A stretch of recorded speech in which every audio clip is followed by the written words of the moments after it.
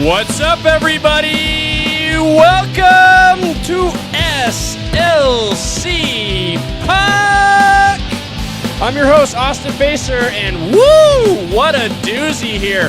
We've had a crazy last few days since the last time we talked, which was Wednesday, and it's Saturday, and it feels like we've had a whole lifetime of activities since then. We've had so much going on. We're back in action. That's pretty exciting. I'm talking about the Utah Hockey Club getting back into the swing of things, dropping a game in LA, winning a big one here in Salt Lake City. Oh, and let's talk a little bit about the Four Nations final as well. Lots to talk about here on SLC Puck, episode 85, recording this late in the night on February 23rd, Wednesday, or no, it's Sunday. I'm so turned around right now. This is late for me. I've had a full day. We've been working tirelessly on Nashcast, getting that ready for you guys. We're going to have two, not one, but two Nashcasts this week. We've got some great guests. We've got some awesome goofs and gags lined up. It's going to be a ton of fun. And today's episode, actually, you'll see this if you're watching this on YouTube, or maybe you're listening to this on Apple or Spotify. I would encourage you to flip over to YouTube. But I'm wearing the garb of someone who's in a hunt right now. This is the regalia of what someone who's hunting for something would be pursuing.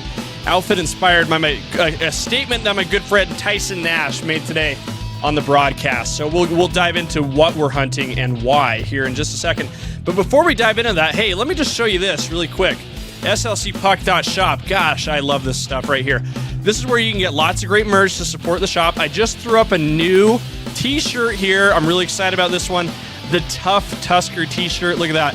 Oh, man. I think that... can you tell me what that is right there? Those of you listening in attendance. It's a mammoth! It's a mammoth. Right now, I'd say Tusk Up. I'd say this is perhaps the overwhelming favorite for a team name. So jump on the train right now and get one of these great t-shirts from SLCpuck.shop. It's a great way to support the show. You can also follow me on social media at SLC Puck, getting a lot more active on TikTok, Instagram, all that good stuff. So go ahead and check it out. But before I dive in, and we'll get to the meat of the show here in just a second, let me give a shout out to one of my favorite listeners, followers, Jazzy Pinkman. He came through with me with a great Photoshop and did it in a flash right here. Here's a photo of Barrett Hayton holding the 3 pucks he scored his hat trick goals with, scoring Utah Hockey Club's first ever hat trick, albeit it wasn't a losing effort. But here's the photo right here. There's Hayton holding the pucks like so. And I saw that and I'm like, you know what? The way he's holding those pucks, it kind of looks like he's holding a burger. Kind of looks like he's holding a burger with cheese. A burger with cheese and pastrami. So I said, hey, can someone please Photoshop a Crown Burger in this? And Jazzy Pinkman came through in the clutch here. Again, I love this guy right here. Look at what a Photoshop right here. Isn't that funny? It's kind of creepy how well that works right there. He's even given the burger a nice little squeeze there. Love that. So big props to Hates for scoring the Utah Hockey Club's first ever hat trick in a game. Again, a loss to the Los Angeles Kings on Saturday. Hey guys, let me just interrupt the show really quick. I'll get back to the melodious sound of my voice in just a moment. I wanted to remind you that we have this incredible giveaway going on with our good friends from Payne Anthony Creative Jewelers and Jonathan's Jewelry. All month, we've been giving away gift cards like they're going out of style, $250 a pop. I have no clue how the guys are able to do this. They assure me they're happy to do it. I know they're doing it. I've heard from some of our winners. They're psyched. They're going in the store. They're picking out some great stuff. It's amazing. And I've said this before. If you screwed up during Valentine's Day, maybe you didn't get the flowers, you forgot the chocolates, you need to get something to, repent for your sins, so to speak, atone, let's say that. Going into this giveaway and trying to get yourself a $250 gift card from Payne Anthony Creative Jewelers and Jonathan's Jewelry, that's your ticket out of the penalty box right there, my friend. So do that. Scan the QR code right here. I have it up all episode long too, but I just wanted to take a quick moment to remind you about the giveaway. It's still going on. It's still amazing. If you haven't won yet, you're still in the running. We're keeping it rolling, and a big thanks to our good friends at Jonathan's Jewelry and Payne Anthony Creative Jewelers for hooking us up and for hooking up listeners of SLC Puck. Oh, I almost forgot. You don't even have to win to take advantage of this great promotion. Just go into either one of these locations. Jonathan's Jewelry is in Cottonwood Heights. Payne Anthony Creative Jewelers is at Trolley Square. Just go there. Say you listen to SLC Puck. They'll knock $100 off your purchase just like that. Great deal. Again, we really appreciate our good friends at Payne Anthony Creative Jewelers and Jonathan's Jewelry for hooking it up. Let's get back to the show. We'll talk more about that in just a second, but just to sort of get the sequence of the week, lined up correctly. Thursday was the Four Nations face-off final in Boston.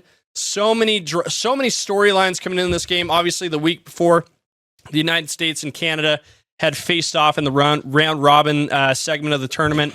Incredible game. 3 fights in 9 seconds. I don't believe there were any fights, to my recollection, in Thursday's game, but it was an unbelievable game. And I'll say this, amazing. It capped off an amazing week for the sport of hockey.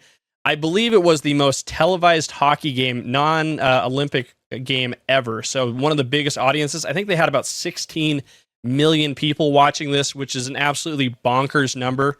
The NHL hit a frickin'... They didn't hit a home run with this. They hit a grand salami. This was a huge success, this tournament. So many fun, moments that we're going to remember for quite some time. The fights, obviously, the Tkachuk brothers. I think there's a lot of conversation about some maybe lineup decisions that the United States made going into the final. Some choices that were made with scratches and who's in, who's out, all that stuff, right? Ultimately, Team Canada gets the win, and again, in a sequence that could not have been better for the NHL. They get their marquee player scoring the game-winning goal in overtime. Connor McDavid hits the back of the net, finds the twine behind Connor Hellebuck, and gets the game-winning goal. Kind of etches his name in the annals of history, I guess you could say. But again, it was such an unbelievable tournament. Jordan Binnington, who I've noted as a crazy person, was absolutely phenomenal. We all owe him a big apology for what we've been saying about him for maybe a little bit. He was great in this tournament. But again, this could not have gone better for the NHL and for hockey as a whole. I had so many friends of mine who, didn't play hockey, didn't watch hockey, maybe not until this season with the Utah Hockey Club coming to town.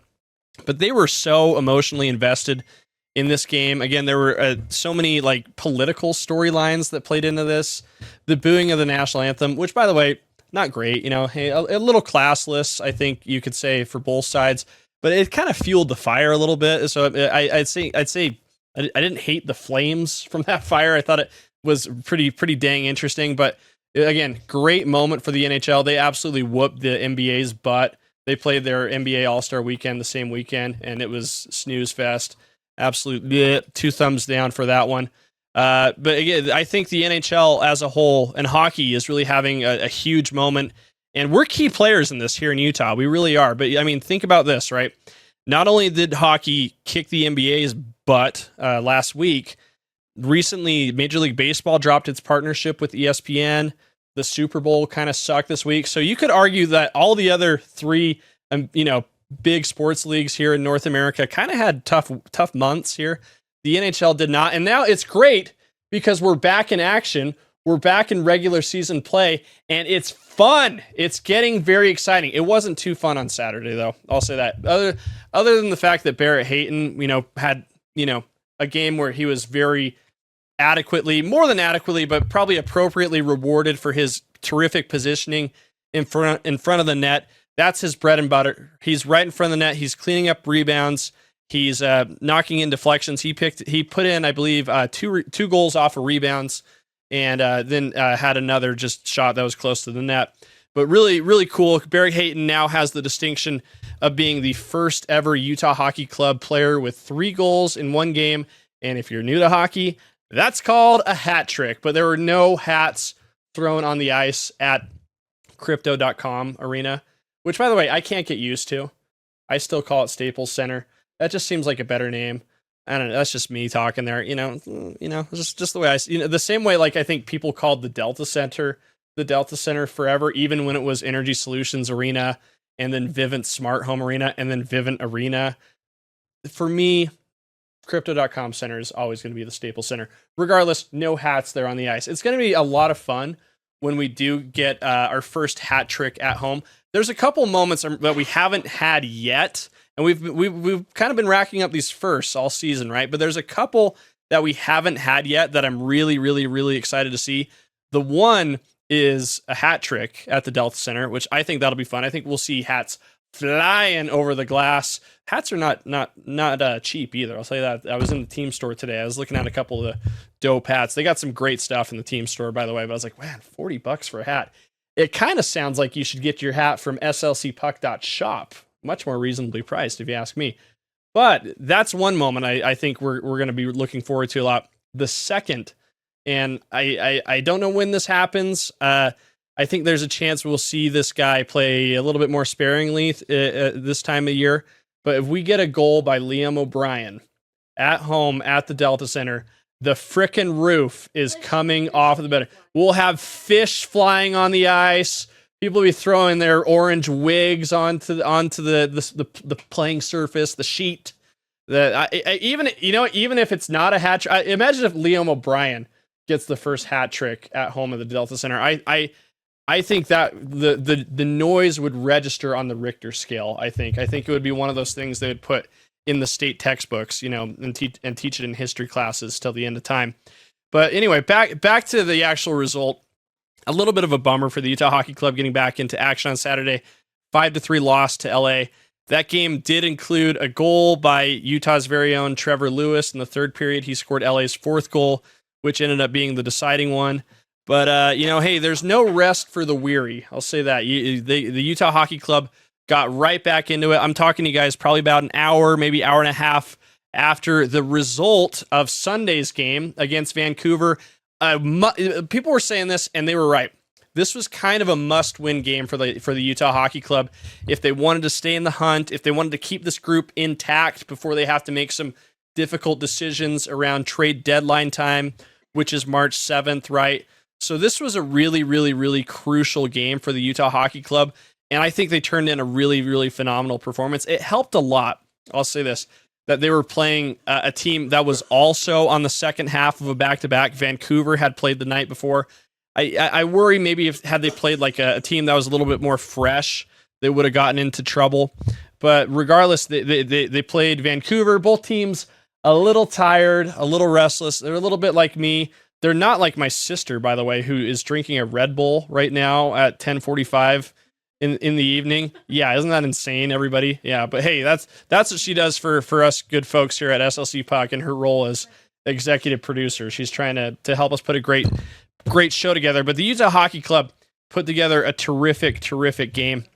And I was really, really encouraged by the performances I saw from a lot of guys. Nick Schmaltz played fantastic.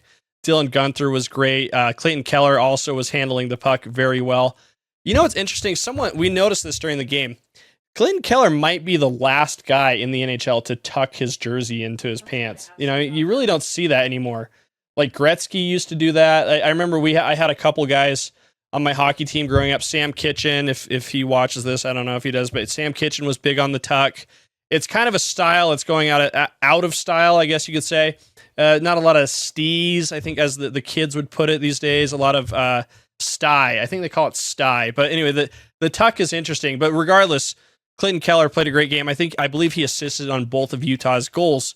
And yes, just a 2-1 decision for the Utah Hockey Club. So really, really tough, defensive matchup. Great game by Karel Vejmelka in net. But this was a very, very crucial net. Actually, Vejmelka didn't see that much rubber, to tell you the truth. I believe through the first couple periods, he only saw 8 shots and ended up only seeing 15 for the night. So made 14 saves, but 14 very important saves. I'll add that. But what else was really encouraging to me in this game, as I said, is I think we saw a lot of really strong performances. A goal by Dylan Guenther on the power play was huge. That's why I'm wearing the Dylan Guenther glasses right now in homage to that. So great job by Guenther. But the first goal of the game was scored by Logan Cooley, playing his first game back from injury since he got injured in the Pittsburgh game on January 29th. So I believe he missed 8, maybe I'll have to check my math, 8 or 9 games. They missed him sorely. So again, I talked about this last episode.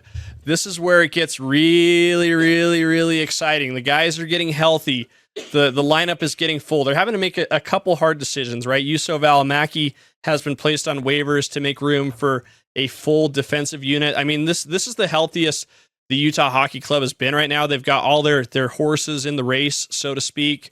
Ian Cole, Sean Durzi, Michael Kesselring, Oli Mata, John Marino, Mikhail Sergachev.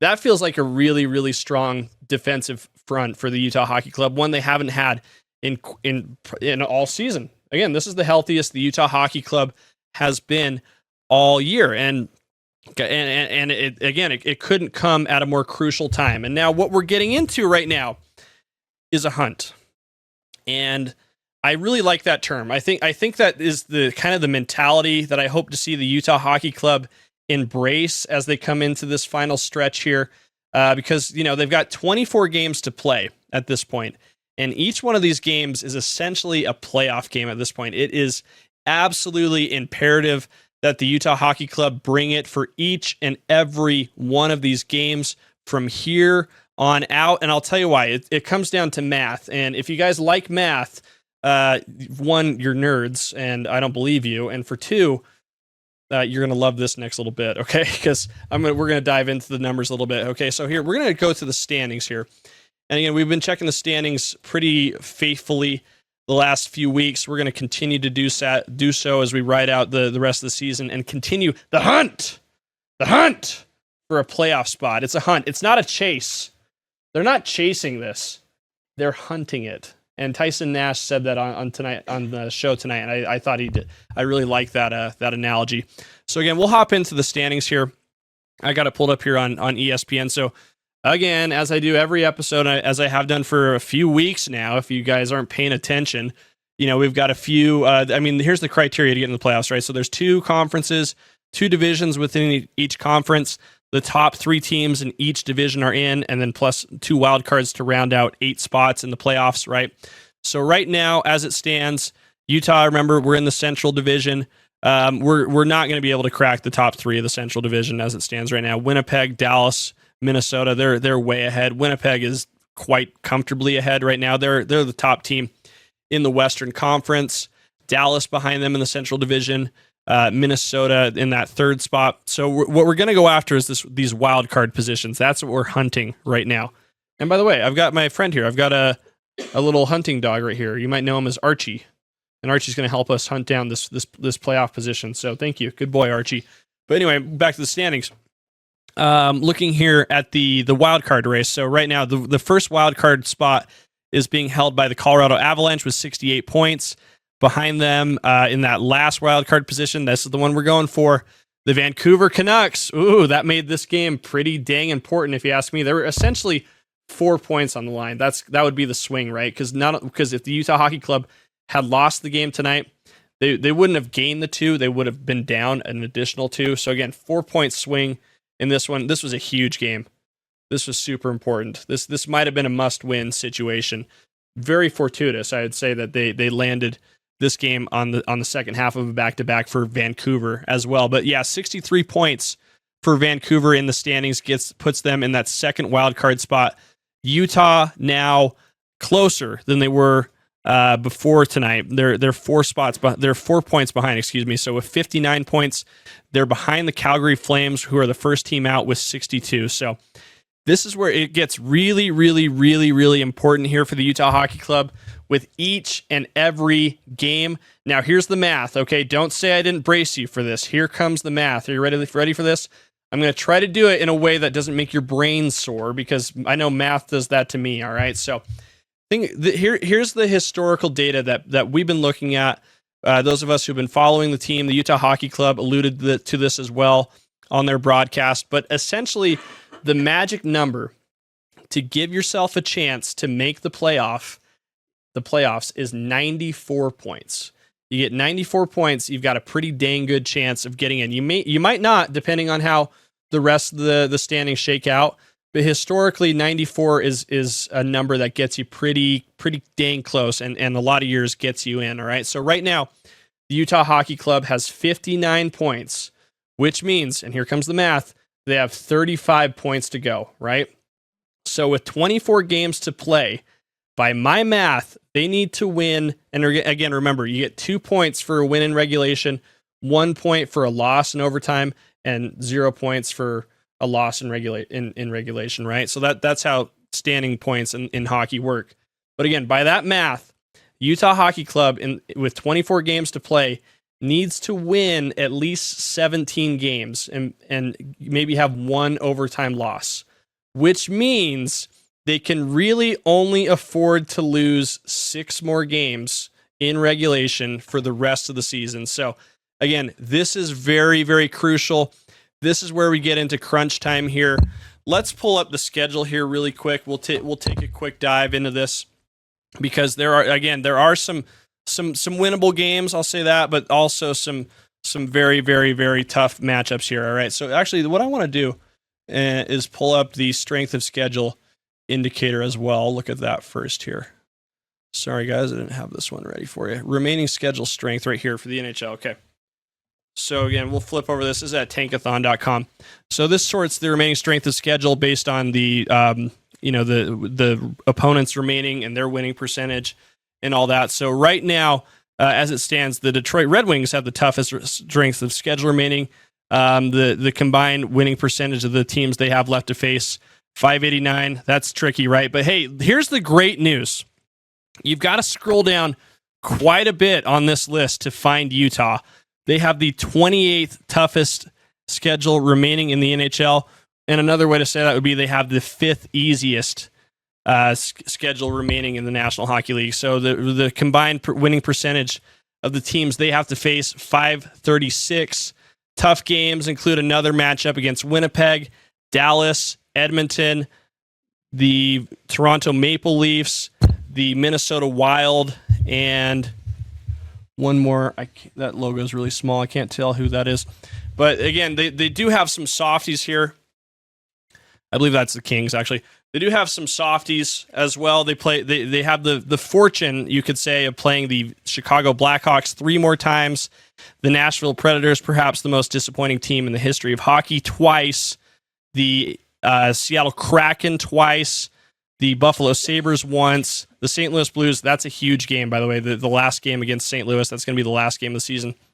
And then they'll get to exact revenge, hopefully, against the Anaheim Ducks as well, as we go down the stretch. But again, these games are getting increasingly important, right? So here's the remaining schedule here. Good news for Utah. They face Chicago next. They're going to have a day of rest, but they face them on Tuesday. And then a toughie on Thursday against Minnesota. New Jersey, that's going to be a tough one on Saturday the 1st. And as we look here, Detroit, that could be kind of an easier one. Chicago again. Toronto, that's a tricky one. Anaheim, that should be one of the more winnable games, but they have lost to Anaheim twice, I believe, in overtime this year. Seattle, again. Vancouver on March 16th. That's a Sunday in Vancouver up there in BC. So that's going to be a hugely important game. So again, these games are big. If you have the capacity, if you have the ability to pack the barn, to be a member of the cheering section at the Utah Hockey Club, be there. They're going to need it. But hey, if you're not able to go, especially if you're not able to attend games on Tuesday and Thursday this week, I've got good news for you. We've got Nashcast on SEG Plus, Utah Hockey Club Plus. It's going to be a ton of fun. We have incredible guests. We actually got Jeremy Roenick is going to come this time. Fingers crossed. He's blown us off a couple times. But we are very optimistic that we are going to get JR Hollywood this time around. We got Jason Strudwick as well is going to be with us on Tuesday. And then Thursday is going to be a banger. We've got Mike Madonna and Rick Bonus in the house. I guess not in the house. They'll be zooming in. But that should be a ton of fun. The stories are going to be off the wall. We're kind of like revamping Nashcast a little bit. I wouldn't say revamping, actually. Maybe more like elevating, escalating it. Nashcast is going to be big. It's going to be everywhere soon. You're going to get way more of Austin Facer than you ever could have dreamed of pretty soon. So that's going to be fun. But hey, the good news is you'll get as much Austin Facer as you'll get. You'll get a lot more Tyson Nash. And Tyson's awesome. Saw him today at the game. He's in great spirits, looking good. Don't worry, everybody. The Fu Manchu mustache is gone. we've taken those criticisms into heart. Tyson has applied them.